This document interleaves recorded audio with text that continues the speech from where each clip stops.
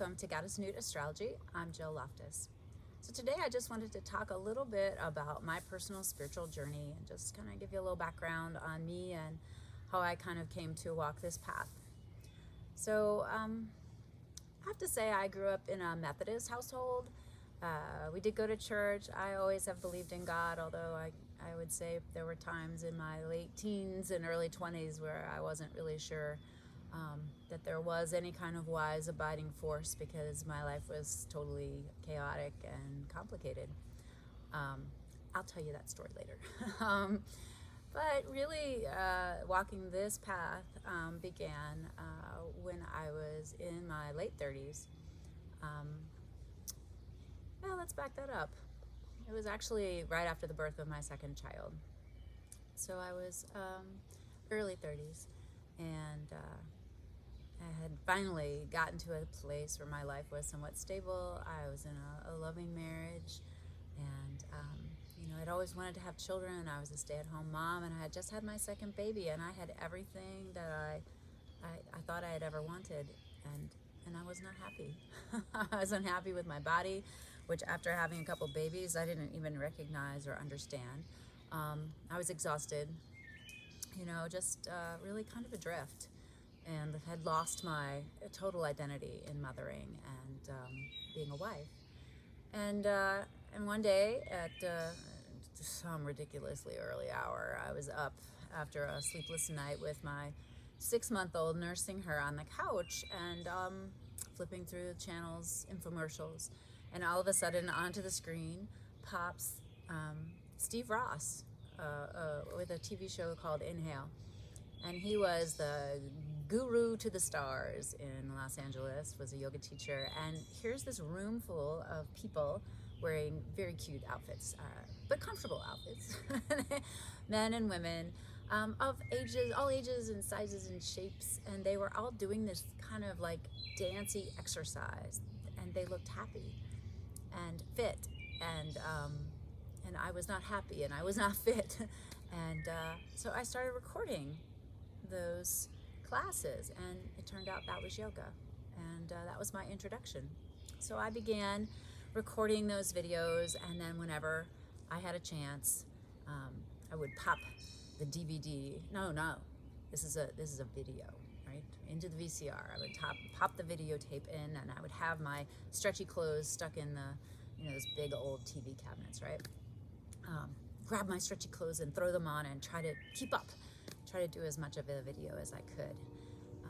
I never did the Shavasana, the relaxation at the end, because it was always like Shavasana or shower.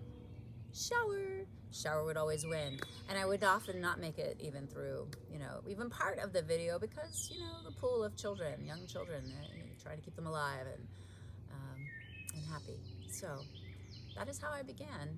And then as things kind of evolved, occasionally I did do Shavasana. I remember having some really intense experiences that I didn't really understand. But I knew that it began to make me comfortable in my own body, in my own skin, and also listen to myself. And I had many opportunities to use that new knowledge of tapping into my inner self.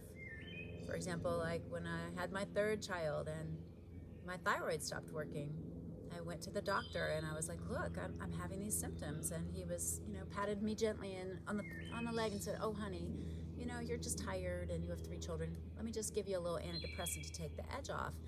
I knew my body well enough from yoga to say, no, there's actually something wrong with me. And please test my thyroid. He did. And I was extremely hypothyroid, very dangerously so.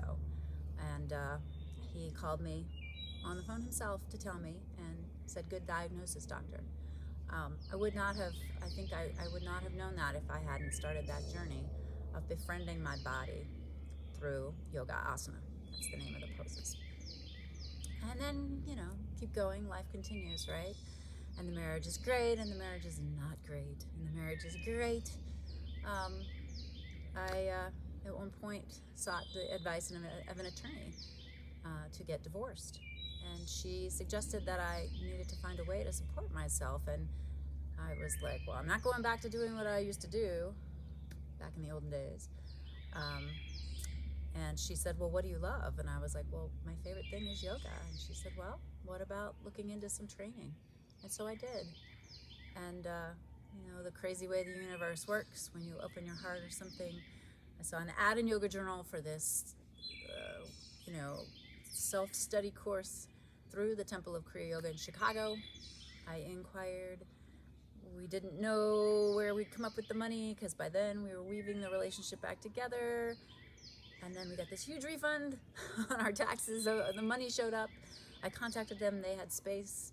And boom, I was suddenly signed up to take this yoga teacher training, even though I had no intention of teaching. I couldn't talk in front of even 2 or 3 people without my voice shaking. And that whole year-long period of evolution of studying at home, being dedicated to my practices, but also traveling to Chicago and meeting all these incredible people who also were on this path of rediscovering ourselves and really learning the true deep teachings of yoga.